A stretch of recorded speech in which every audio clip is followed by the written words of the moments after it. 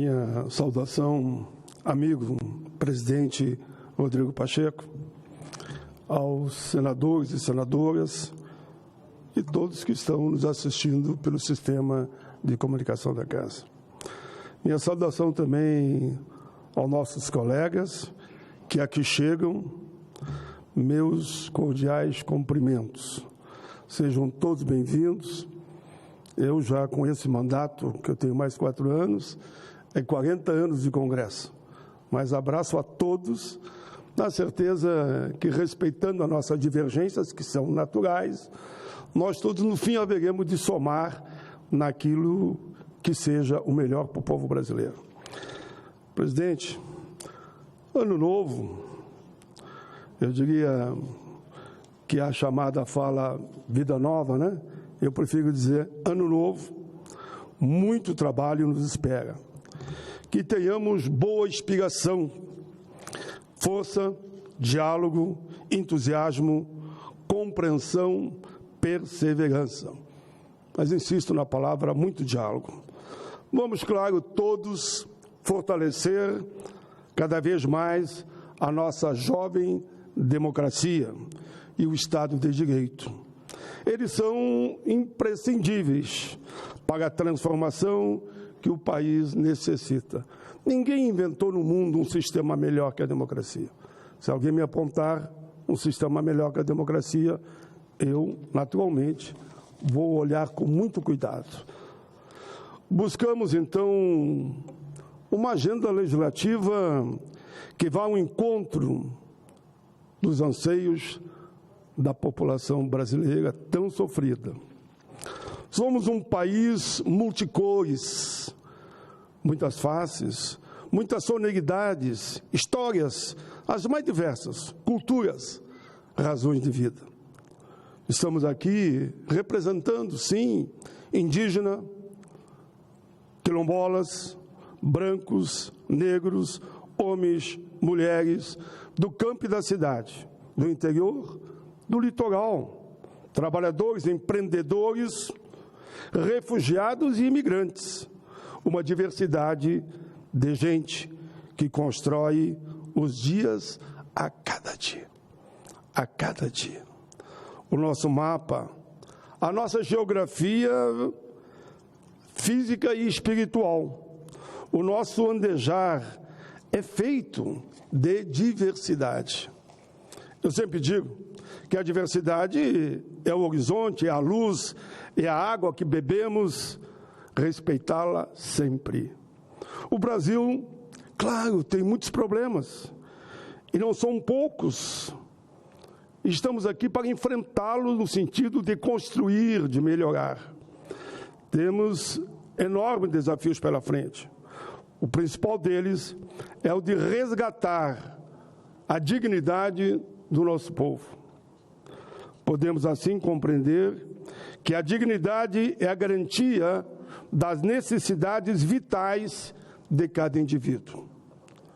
É um mínimo existencial de justiça social, de respirar, de ter um prato de comida, de saúde, de emprego, viver em paz. Meus amigos e amigas, é fundamento do Estado democrático de direito o que está previsto no artigo 1º, inciso 3º da nossa Constituição Federal. A nossa Constituição Cidadã, eu estava lá. Eu ajudei a escrever a Constituição Cidadã lá em 86 para 88. De lá para cá, fiz a minha caminhada dentro dessa casa, 4 anos de federal, 3 de senador. Mas haveremos, sim, de avançar na linha das políticas humanitárias. Temos que avançar, sim, e fortalecer a nossa gente, porque as crises humanitárias e civilizatórias estão aí. Façamos, assim, a reflexão, o pensar, o falar sobre a realidade, falar das dores coletivas.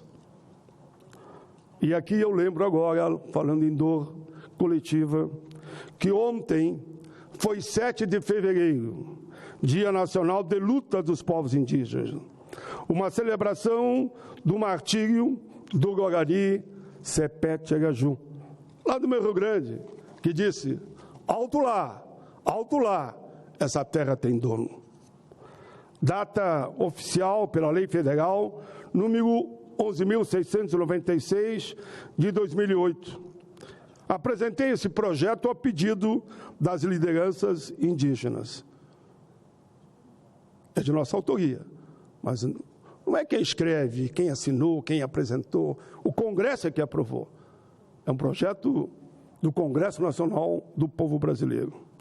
Esses primeiros habitantes do Brasil sofrem há séculos com a luta, a ganância, a desumanidade dos homens. Foram e continuam sendo mortos. Tiram suas terras, tiram suas vidas, matam o presente, aniquilam o futuro. Eles vivem um martírio permanente, suplicam dignidade. O Estado brasileiro não pode os ignorar. No mês passado, o mundo viu, divulgado por todo o sistema de comunicação, que cerca de 570 crianças de até 5 anos morreram de doenças evitáveis entre os anos de 2019 e 2022 na terra indígena Yanomami, em Roraima. As fotos das crianças e idosos destruídos, percorreram o mundo e causaram comoção. Não há quem não chorou. Aquilo que se achava que se via lá no paizinho da África, e nós vimos, se via aqui no nosso Brasil. Uma tragédia humanitária, o que nós vimos com a nação Yanomamis. Ataques frontal, sim, à vida, aos direitos humanos, à sensibilidade, ao respeito à nossa gente. Há, evidentemente, uma ação programada com a intenção de destruir os povos originários. É só vermos quantos eles eram e quantos são hoje. Maior prática é o descaso, é a omissão, desconstrução de políticas públicas, redução de fiscalização, entre outros. Isso tudo, senhoras e senhores, chama-se genocídio. Meu querido amigo Rodrigo Cunha, na mesma linha daqueles que estão chegando agora mais jovens, eu diria, agora eu falo em nome dos mais velhos. Eu fiz um apelo ao presidente, ele concordou que eu ficasse em último lugar, e o tempo que ele destinou, deve estar gravado aí, foi de 20 minutos. Claro que eu apelo agora à tolerância também de Vossa Excelência. Eu fiz um pela ordem, e isso foi o combinado. E como diz o outro, o combinado sempre é bem visto. Senador Paim, se depender dessa presidência, Vossa Excelência tem o tempo que achar necessário. Não, vou ficar no tempo, você marcou lá corretamente. Eu já agradeço, sabe, o carinho que eu tenho por Vossa Excelência e pelo seu mandato. E é um mandato que orgulha a todos nós também. Obrigado.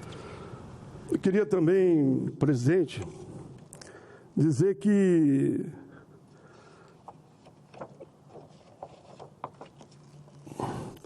para mim foi muito positivo o momento que eu vi o presidente Lula e vários ministros irem até a terra desse povo tão sofrido. Foi decretada a emergência e uma série de medidas foram tomadas, com envio de equipes médicas, remédios, instalação de um hospital, entrega de alimentos, hospital de campanha, água potável, entre outros.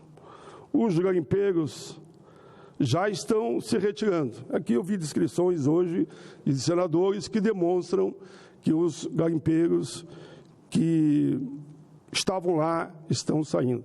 Mas antes que os meus queridos senadores, que estão resistindo heroicamente aqui no plenário, e para mim foi uma alegria ouvi-los, viu? Porque nós temos que ouvir todos os pensamentos e a gente vai crescendo junto, né? É bom ouvir.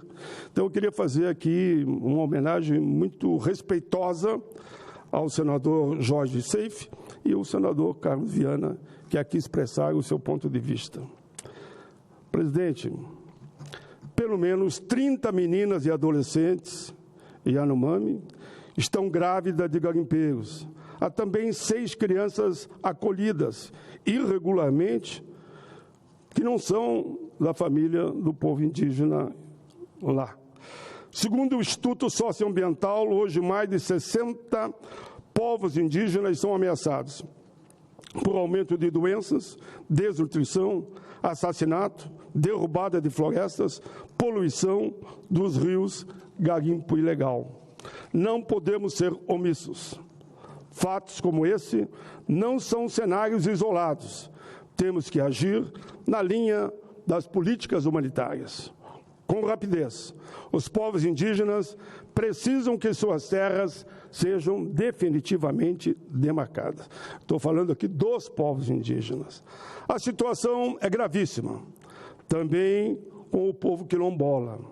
Cerca de 75% dessa população, 75% dessa população vive em situação de extrema pobreza, dispondo de precário acesso às redes de serviços públicos.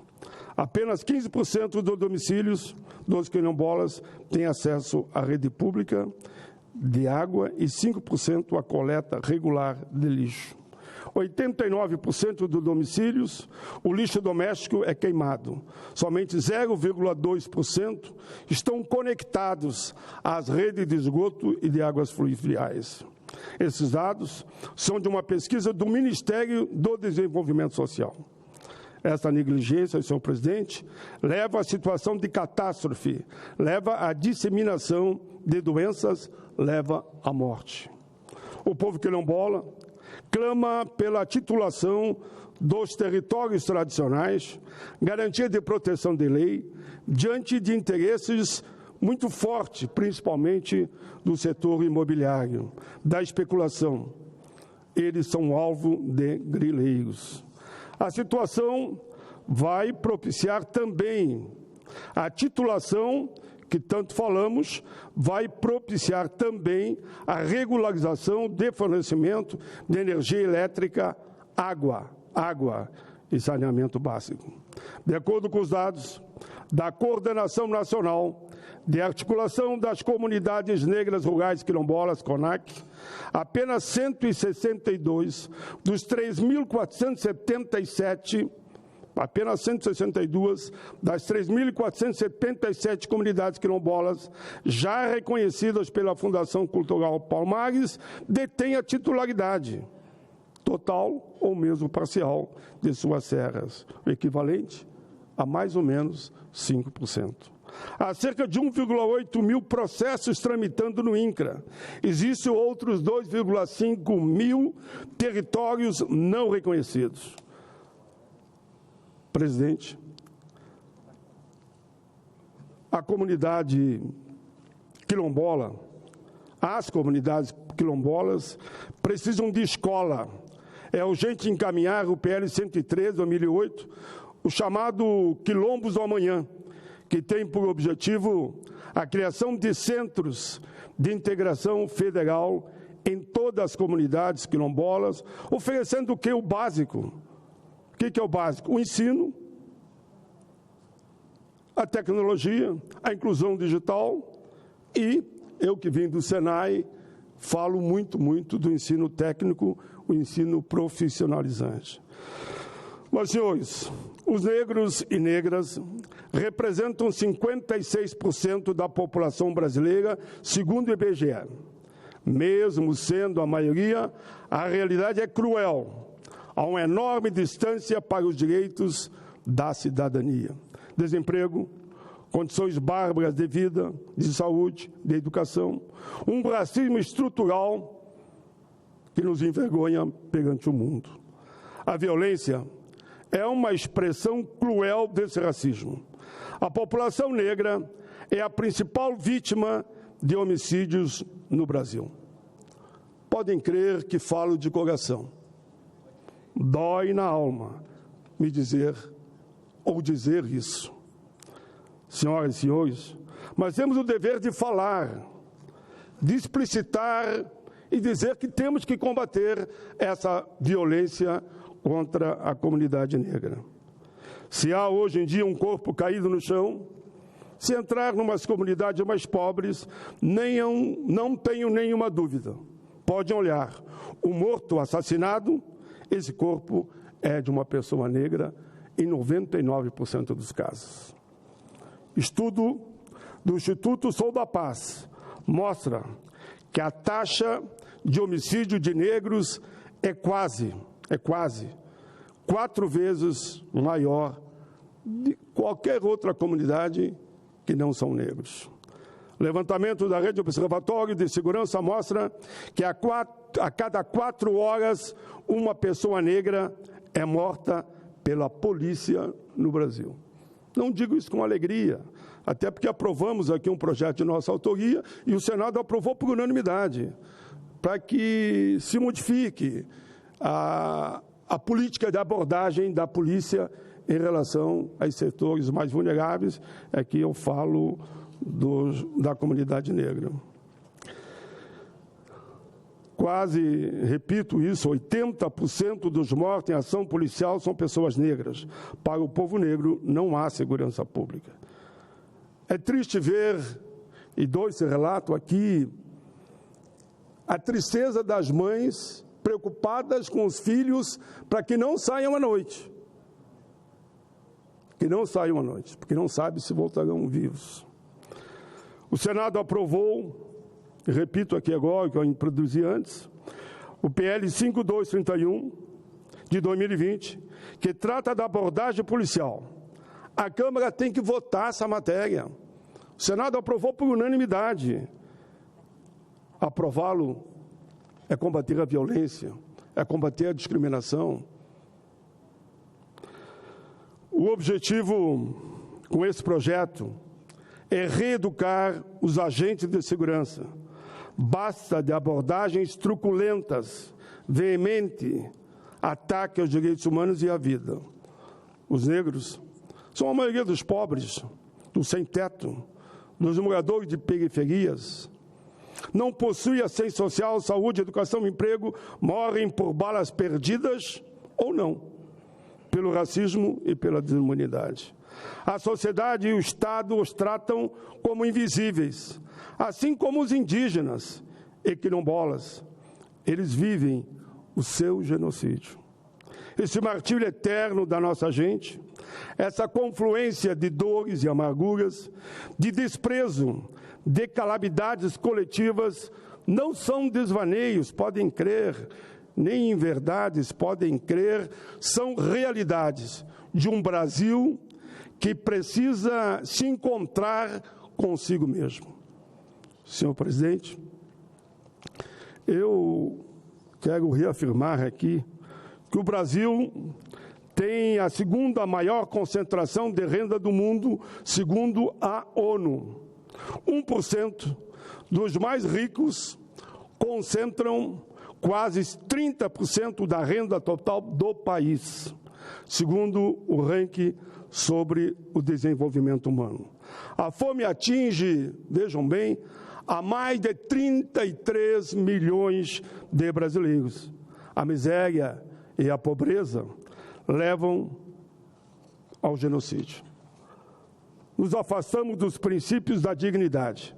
A nossa gente chora por não ter o que comer. E vocês que estão assistindo sabem que é uma verdade. E quando as lágrimas não caem, mas é porque essa nossa gente perdeu a vida. Há muito trabalho, muita responsabilidade. E é a responsabilidade de cada um de nós. Temos o dever de seguirmos o rumo certo, as políticas humanitárias. Não podemos vacilar. Nós, com certeza, haveremos de avançar para que essa realidade a gente não tenha mais de ouvir da tribuna do Senado da República. Vamos deixar de lado as chamadas disputas pequenas e vamos pensar no macro, no interesse de toda a nossa gente. Seja ele branco, negro, índio, pobre, rico. Todos merecem um olhar de respeito e de carinho. Temos que reconstruir o Brasil a partir de uma brasilidade que é de todos nós. Não estou aqui atacando ninguém. Eu entendo que somente a unidade de toda a nossa gente vai mudar essa realidade. Quero ainda lembrar que estamos em débito com as mulheres, presidente, e quero homenagear esse Senado. Esse Senado aqui aprovou por 2 vezes o PL 130, que trata da igualdade salarial entre homem e mulher. Aprovamos por 2 vezes por unanimidade. Um deles, eu fui relator, outro fui consultor, mas não importa. Acontece que o Senado aprovou por unanimidade, agora, há pouco tempo. Vossa Excelência estava aqui, presidente Rodrigo. Já foi aprovado no Congresso por 2 vezes, mas ainda não recebeu a votação final, pelos entraves que tivemos na Câmara dos Deputados. Por isso, eu quero lembrar aqui do autor do projeto original. Todos nós falamos do projeto, eu fui relator, apresentei outro, mas o projeto original veio da Câmara, de autoria do ex-deputado Marçal Filho. Eu fui somente o relator. E depois na Câmara, como esse não foi aceito, quando voltou, trabalhamos em cima do outro, e esse mais amplo, provamos, e está na Câmara dos Deputados. Elas recebem salários menores para a mesma função de um homem, são discriminadas, são vítimas de preconceito, sofrem assédio, são maltratadas pelo machismo e mortas por feminicídio. O que é o projeto que o Senado aprovou e a Câmara não votou ainda? Só diz o seguinte: homem e mulher na mesma função. Eu chego, se quiserem que eu diga, eu vou dizer até da idade, na mesma idade, então. Mas desde que dê a mesma produtividade, dá com certeza absoluta mesmo salário. Não pode ter diferença salarial por ser homem ou mulher na mesma função. Senhor presidente, saúdo aqui nesse momento o presidente Lula pela sanção do projeto que equipara injúria racial ao crime de racismo. Esse projeto foi concedido pelo Senado também. O Senado aprovou por unanimidade, por unanimidade. Nós construímos aqui dentro. Foi para a Câmara de novo não votou. E a Câmara deve estar ouvindo a minha fala e sabe que não votaram. Daí inventaram um outro projeto lá, todo respeito, inventaram, é legítimo, mandaram para cá o projeto, da injúria racial. Rodrigo Pacheco, me permita que eu diga, senador Rodrigues, presidente Rodrigo, o senador Rodrigo Pacheco, de forma, e estou no final agora, de forma muito correta, Espainha, esse projeto, eu sei que tu trabalha com ele há mais de 15 anos. Então, vou te dar para você relatar. O que eu fiz? Fiz um substitutivo que o Senado aprovou, na íntegra. No lugar do substitutivo, remeti para a Câmara. Daí a Câmara, enfim, devido à teimosia de nós senadores, graças a Deus, a Câmara aprovou, remeteu para o presidente Lula e foi, então, sancionado de forma definitiva. Hoje, crime de injúria não prescreve e é cadeia. Não prescreve a cadeia. Uma grande vitória de brancos, negros, índios, todos aqueles que trabalharam, todos nós trabalhamos, foi por unanimidade, né? Uma vitória no combate ao racismo, tão cruel. O substitutivo assim foi aprovado. Com a participação, reconheço também, de juristas negros, uma comissão montada na Câmara, que no final deram na íntegra o apoio a esse substitutivo. Foi assim aprovado em dezembro. Quero aqui agora me lembrar de um desses projetos valorizando, não é do meu partido, não sei nem o partido, mas quero valorizar o ex-deputado Bebeto e Thieron. Eles trabalharam muito, e nesse jogo de para lá e para cá, de lá para cá, eles apresentaram também uma bela contribuição, e felizmente o substitutivo final foi aprovado, obra do Senado. Enfim, terminando, presidente, união e reconstrução. Que possamos ter coragem para avançar, repito, em políticas humanitárias, combatendo as desigualdades, eliminando as injustiças, o racismo e os preconceitos e também a discriminação, defendendo a democracia, o Estado de Direito, buscando um Brasil fraterno e solidário. Presidente, aqui eu termino fiz na íntegra o meu pronunciamento e agradeço muito a Vossa Excelência, nesse momento que preside o senador Rodrigo, e a nossa satisfação de ver no plenário aqui resistiu heroicamente os dois senadores, o Jorge e o Carlos. Usei agora o primeiro nome que eu sinto mais íntimo, Rodrigo, Jorge e Carlos. E queria agradecer muito a tolerância de vocês.